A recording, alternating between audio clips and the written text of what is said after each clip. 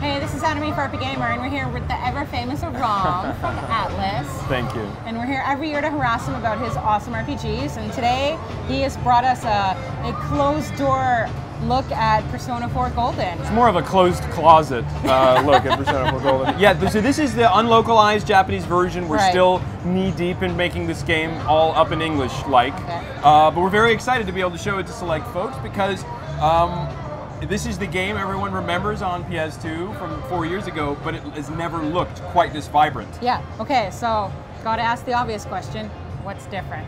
What's different? Yeah. Excellent question. Well, let's actually get into a load. Sure. And then we're going to do that right now. So first of all, Persona 4 Golden has been remastered for the 5-inch widescreen OLED Vita masterpiece of a screen.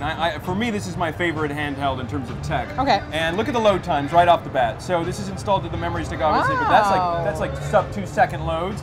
And well, what's different? So first of all, I want to say anyone who played Persona 3 Portable, you will remember that it was a slightly streamlined experience because the PSP had some limitations in terms of capacity, and that's not the case here. This is the full PS2 game redone in widescreen in a higher resolution. Okay. And let's go ahead and use the fast travel and jump ahead to Junes, where we're going to be able to enter what I believe is the second of the Midnight Channels. This should be Yukiko's Nightmare.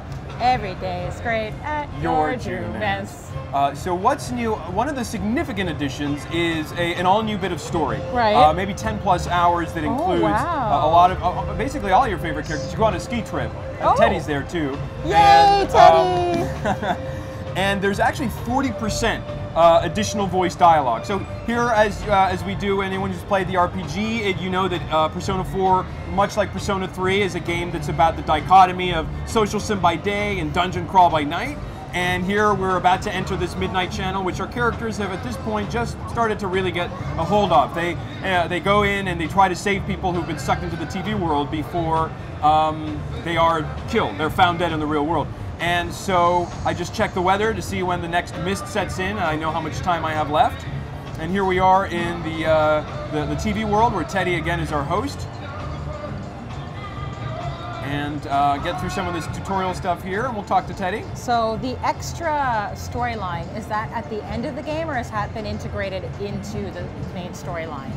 It's not. It's something that's extra. At the end, it stands apart from the main story. It still has the same beginning and end. Okay. But it's primarily, I think, really the people who get the most out of it are people who are already familiar with this cast of characters. It's more time to spend with them. Hey, that's good.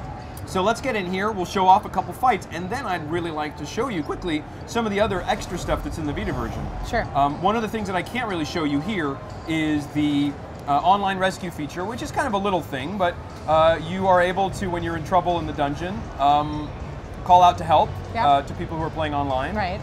And let's see if we can get in a fight? Yeah, well, I'm playing this upside down, and everyone can hopefully appreciate the fact that it looks like I'm slightly incompetent. Wow, that doesn't look good at all. Hey, this is how some people actually play the game, right? Oh, I'm just going to wander around the hallways. There you go. So we're going to get into a fight, and again, if it looks like I'm playing terribly, please understand I'm not playing from a normal angle. And this is, of course, the Persona 4 that everyone remembers. Beautiful special effects with the Personas. Shuffle time at the end of a fight. Still have the nice selection of potentially a new Persona card. An item, perhaps, additional gold or experience. And that's a new Persona. Nice. That's right. So, one of the other things that we're really excited about is additional multimedia content we're able to put into Persona 4 Golden for Vita owners, specifically people maybe who already own the game on PS2. And in fact, I'll jump to that right now. Let's go to the title screen again. Right. The UI has been redone as well. Okay.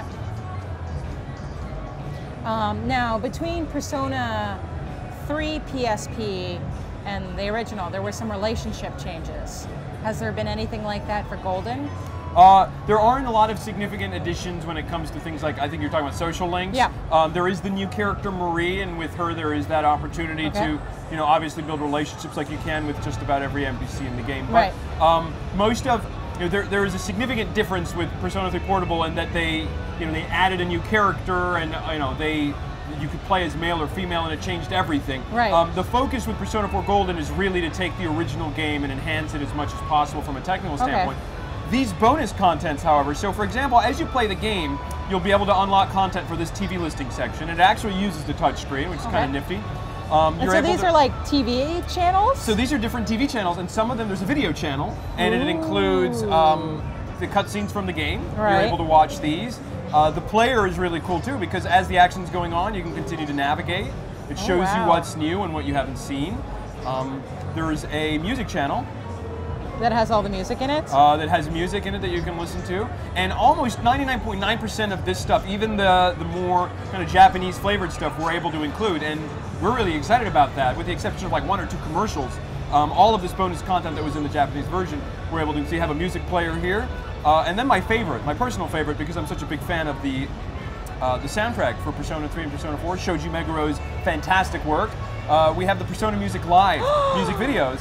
And there's a few of these, and you're able to actually unlock these as you play the game. Wow. And they're re-encoded or remastered for the Vito's resolution. They look fantastic. They sound fantastic. Gorgeous. Nothing says multimedia handheld with tons of capacity and processing power like all of this gameplay and all of this bonus content too. Wow. It's just some excerpts from those concerts, or the whole thing? These are the entires of these are the songs. Yeah, that was the beginning. It's beginning to end. Well, it's self-contained songs.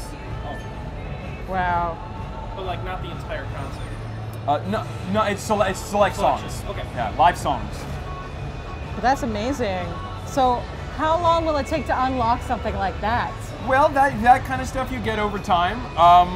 The game is 100+ hours. Right. And I mean, to unlock everything, you have to play the game a lot. But I'm not saying you have to play for 100+ hours. Ah, okay. Unless you want to. Who doesn't want to play Persona 4 for 100 and some hours? So I think that's everything that we're going to be looking at today. Thank you so much, Aram. And release date? It comes out fall of this year, exclusively on Vita. All right. Thanks, Aram. Absolutely.